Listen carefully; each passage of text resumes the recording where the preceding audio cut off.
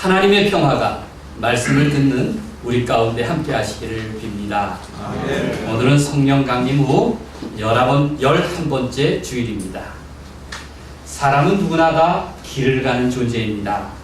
우리는 그리스도인으로서 믿음의 길을 가고 또 민족의 일원으로서 역사의 길을 갑니다.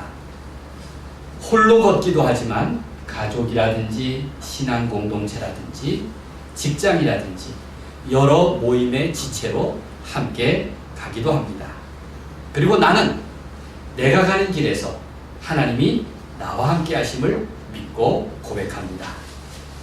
그 길을 가는 동안, 인생의 길을 걷는 동안 생일을 맞기도 하고 일주일에 한 차례씩 주일을 만나기도 하고 또 광복절과 같은 어떤 역사적 시점을 기억하고 기념하기도 합니다.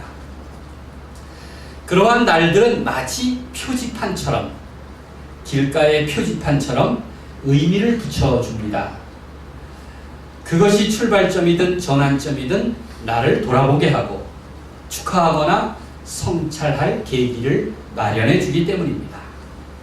내가 길을 걷고 있다는 의식, 이것은 내가 지금 과정 중에 있는 존재임을 깨닫게 해서 내 인생에 더욱 분발심을 갖게 합니다.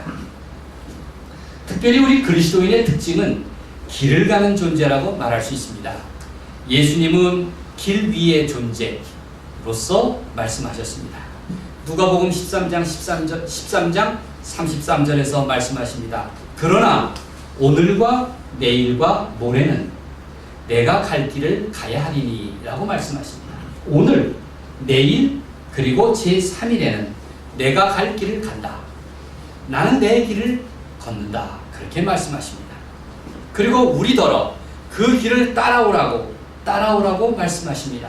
그래서 우리 믿음의 길을 가리켜서 제자의 길이라고도 부르는 것입니다.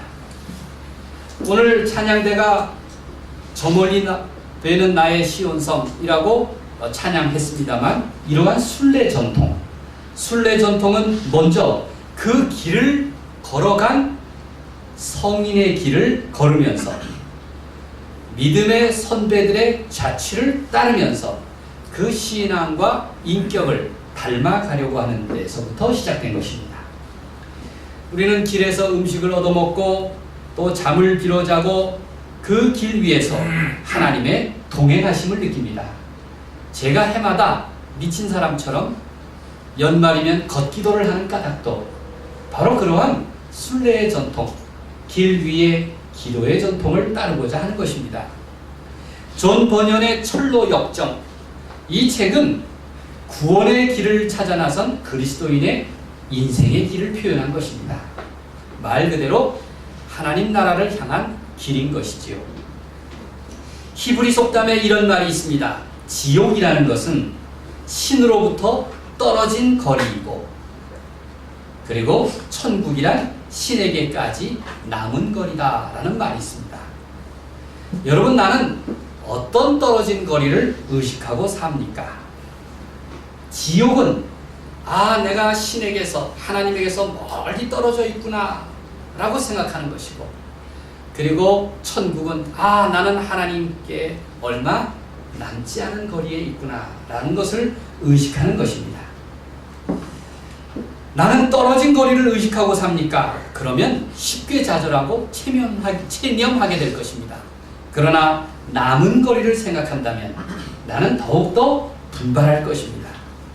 누구나 하나님께 등을 돌리면 그의 인생은 지옥으로 가는 길입니다. 그러나 하나님께로 향하면 나는 철로 하나님 나라로 향하는 길을 걷는 것입니다. 당장 희망이 없느냐, 있느냐의 문제가 아닙니다. 성공 여부가 아닙니다. 내가 하나님께 향하는지, 하나님과 등지는지, 인생의 갈림길이 바로 여기에 있는 것입니다. 야곱은 길을 가는 중입니다. 아주 구체적인 출발지와 목적지가 있습니다. 브엘세바에서 하란까지.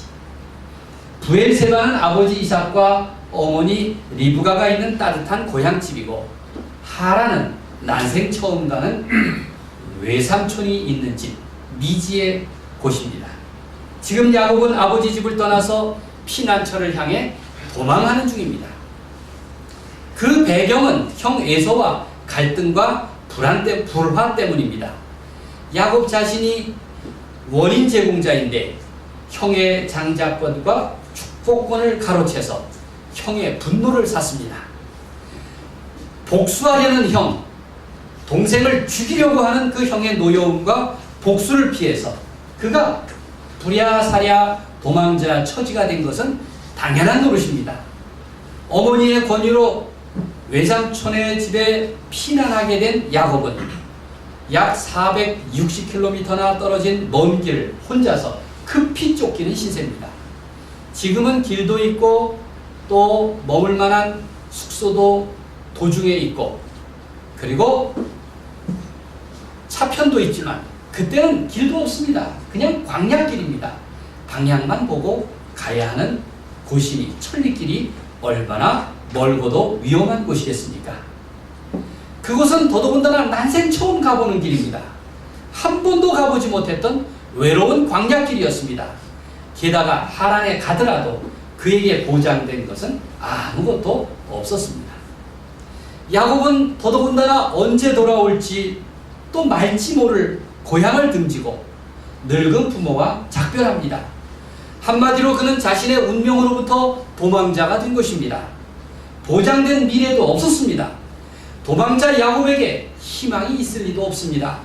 그것이 야곱이 직면한 현실이고 입장이고 처지였습니다. 그리고 길을 가는 중에 날이 어둡고 해서 지쳐 잠이 듭니다. 돌베개만이 그의 유일한 잠자리 도구였습니다. 야곱은 얼마나 피곤한지 돌을 베고 잤어도 이내 깊은 잠에 빠져들었고 그리고 한 꿈을 꿉니다. 구스타프 도레라고 하는 사람이 쓴 그림이 있습니다.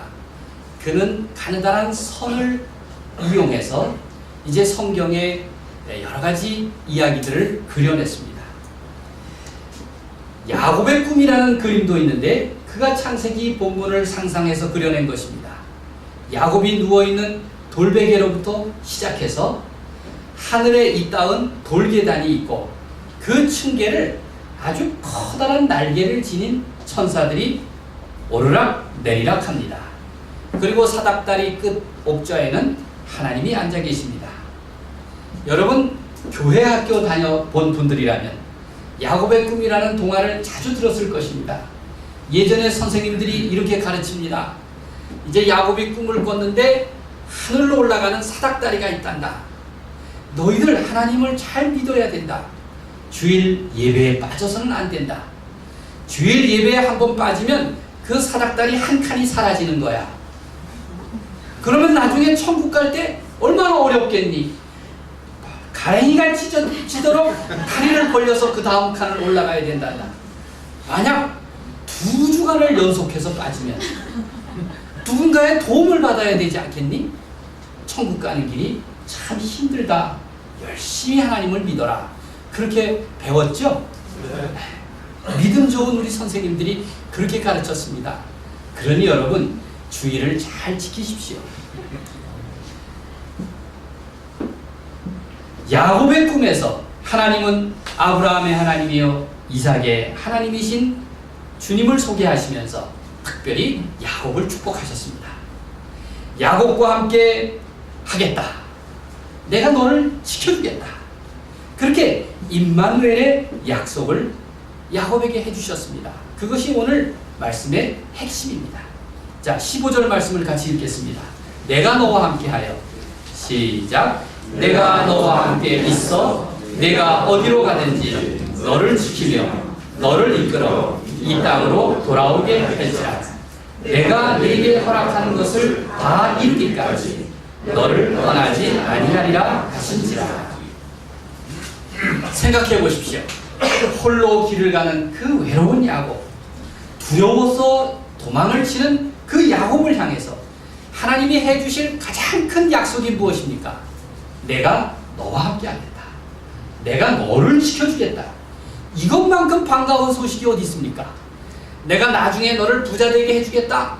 이건 뭐 그렇게 당장 현실에 와닿지 않을 겁니다. 그런데 그 외롭고 두려운 사람에게 내가 너와 함께한다, 내가 너를 지켜준다라고 하는 그 약속은 정말 막장에 있는 야곱에게, 절망의 길목에 있는 야곱에게 대단히 큰 위로가 되었을 것입니다.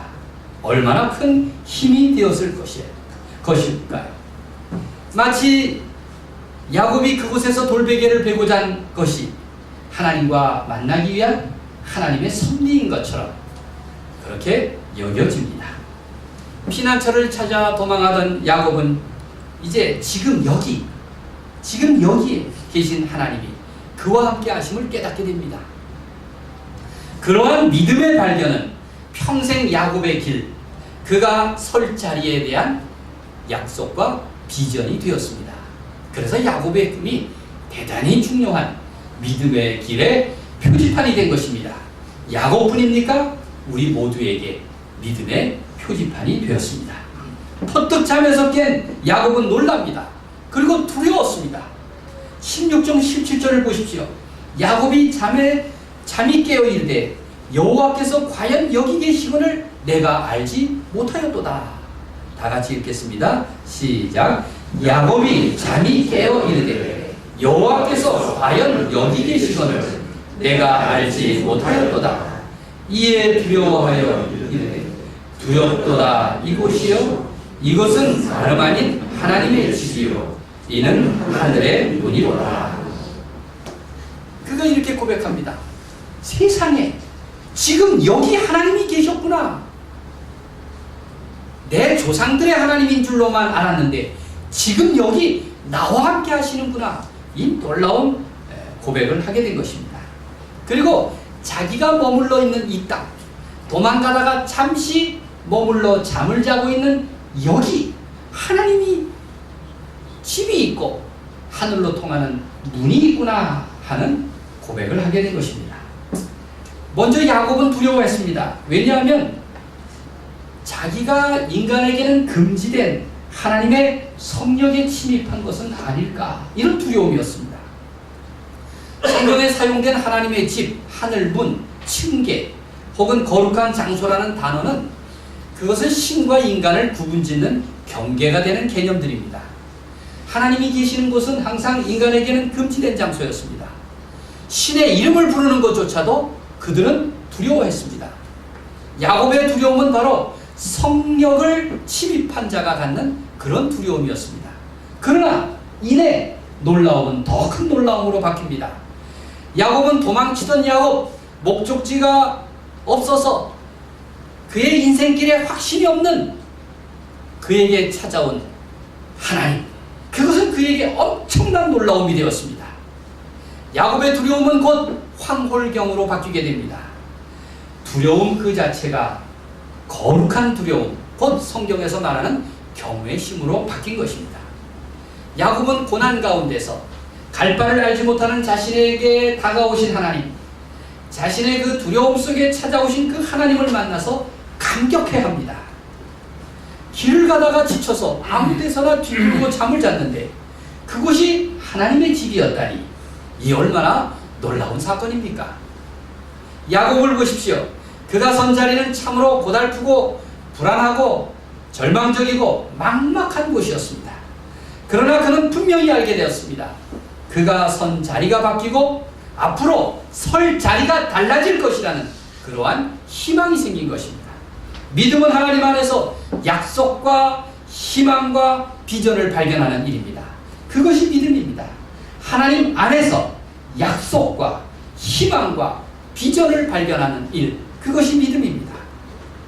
야곱은 이제 자신이 가던 인생길에서 커다란 전환점을 마련하게 된 것입니다.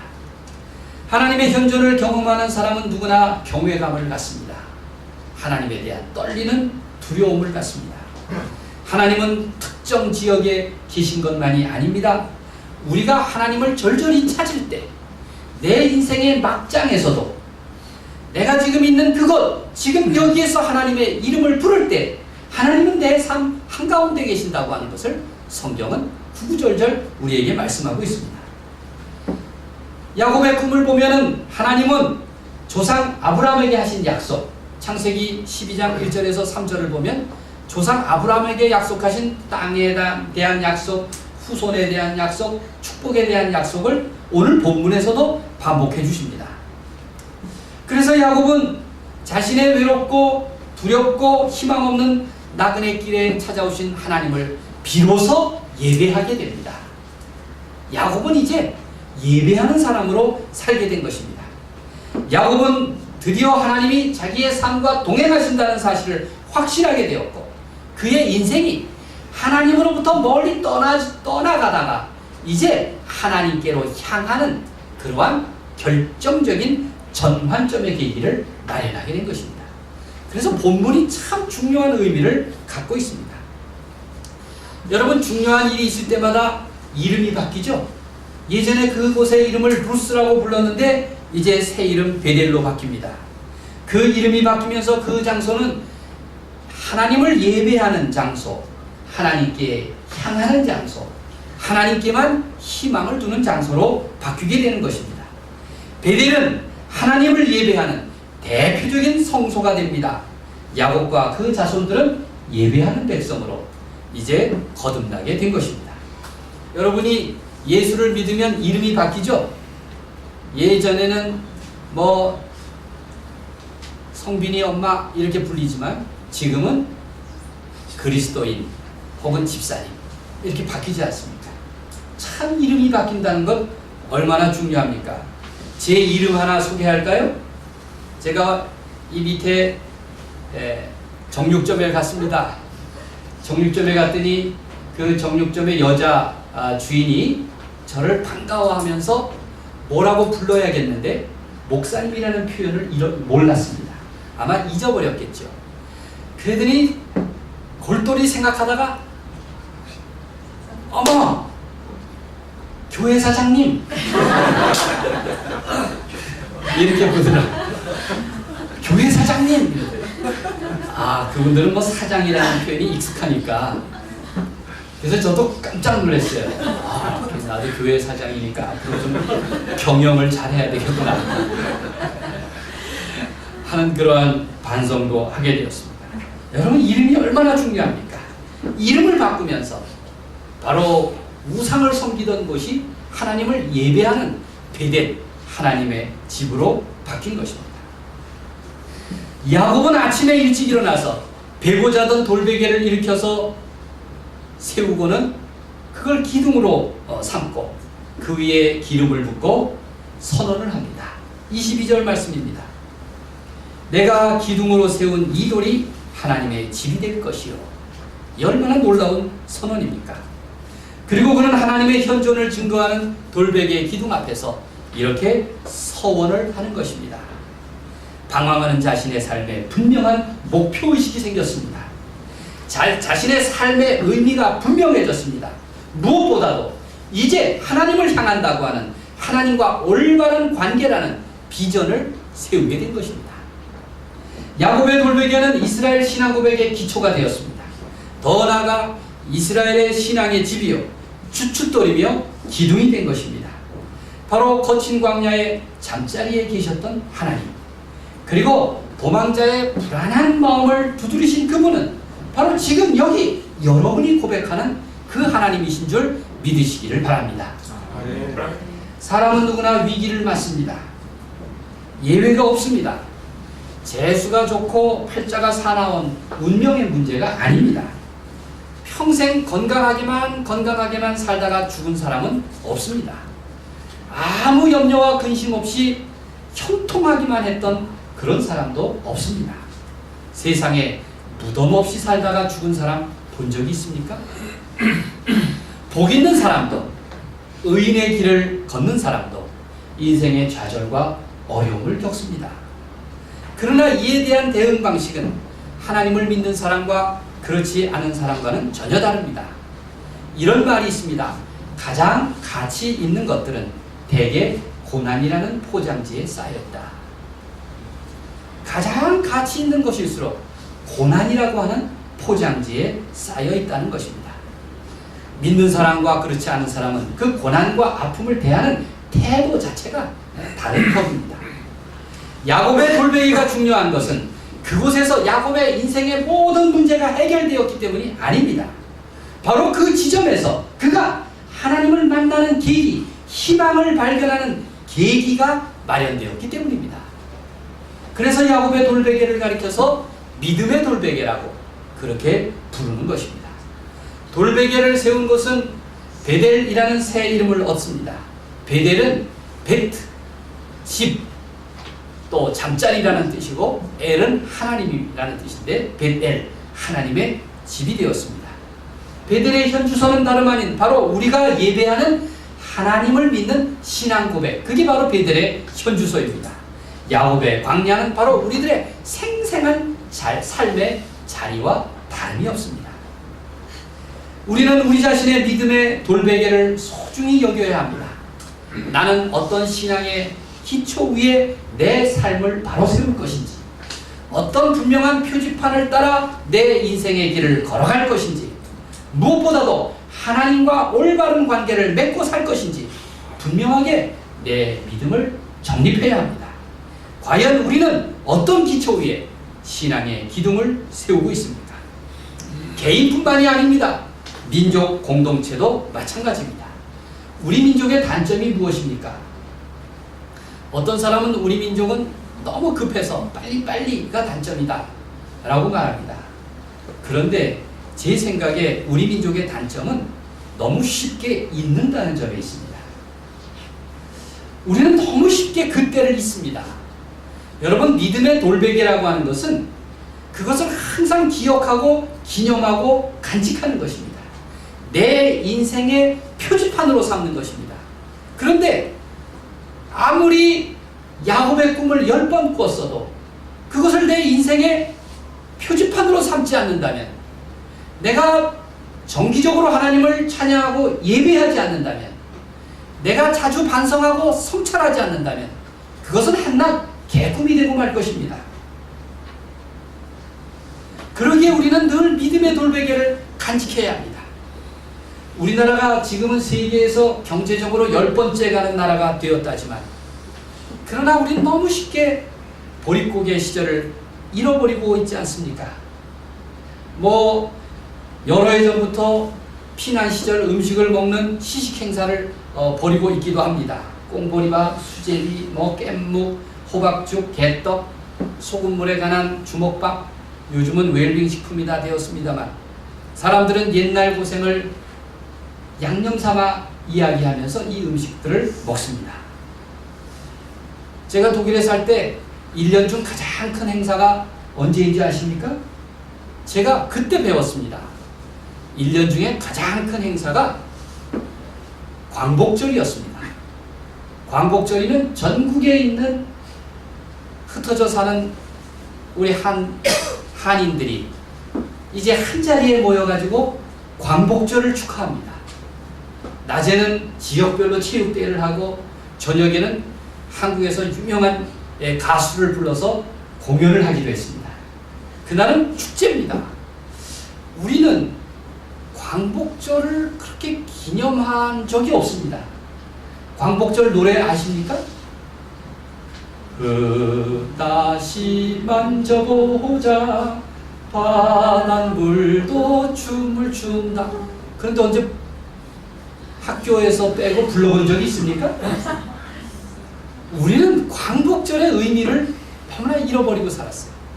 그런데 외국에 사는 디아스포라들이 광복절이면 함께 모입니다. 왜? 자기 민족의 자긍심을 갖기 위해서입니다. 남의 나라에 살면서 자기 민족끼리 기억하고 기념해야 할 유일한 명절이 있다면 아마 그게 광복절이 아닌가 싶기 때문입니다.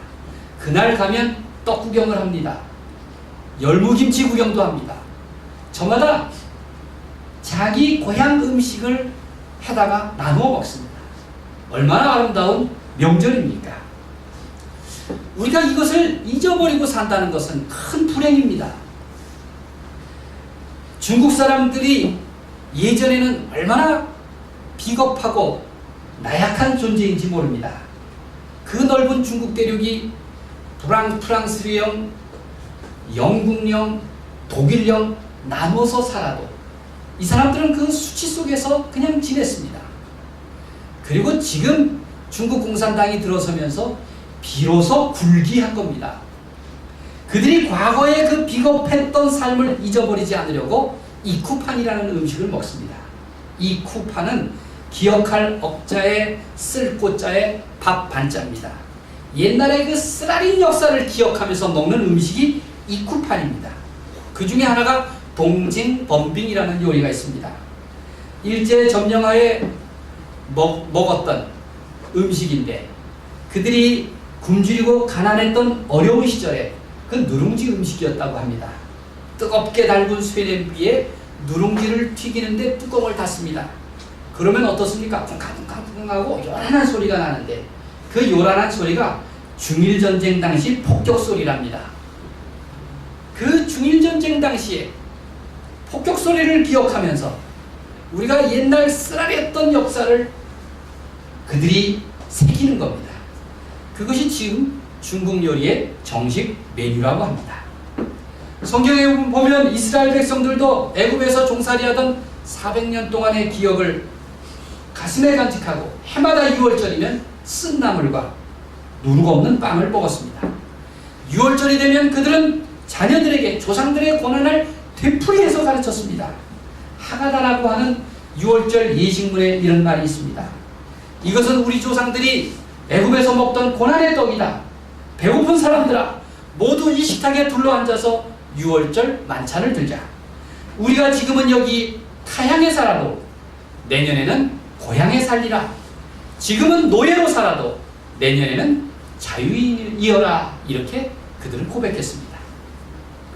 광복절은 얼마나 역사의 소중한 역사의 날입니까? 우리는 이 믿음의 돌베개를 기억해야 합니다. 우리가 그 감격을 잊으니 독립운동하면 3대가 망한다는 말도 생겨나지 않았습니까? 그것을 이제 바꾸어내야 한다고 이제 지난 광복절에 대통령이 한 이야기를 듣고 참 감동했습니다. 그것은 이 민족의 돌베개를 바로 세우는 그런 기둥이 될 것이다. 여러분, 그것이 대통령 혼자 할 일이 아니라 우리 모두가 함께 해야 할 역사의 길이라 저는 분명히 믿습니다. 우리는 믿음의 돌베개라는 신앙의 전통을 언제나 기억하고 간직해야 합니다. 하나님은 우리에게 과연 너의 베델은 어디인가 물으십니다. 과연 내 신앙의 현주소는 어디인가 그렇게 물으십니다. 나는 대답을 준비해야 할 것입니다. 종종 자신의 자리를 따져보십시오. 과연 내 잠자리는 편안합니까? 아니면 불안합니까? 나는 돌베개를 메고 잡니까?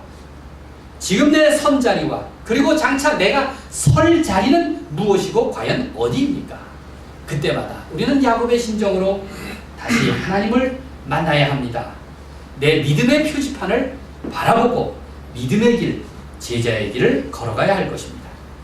야곱처럼 간절한 믿음으로 하나님을 갈망하는 사람은 어디서든 지금 여기 하나님의 문, 하나님의 집을 발견할 수가 있습니다. 그것은 내게 약속하신 임마누엘의 은총입니다. 그리하여 하나님은 내 모난 인생과 또 가정과 교회와 역사를 다듬어주고 계실 것입니다. 그런 믿음의 돌베개를 회복하는 여러분 되시기를 바랍니다. 하나님께서 우리와 함께 하셔서 믿음의 돌베개를 바로 세우고 내 삶과 역사를 바르게 고쳐주시기를 우리 주님의 이름으로 간절히 축원드립니다.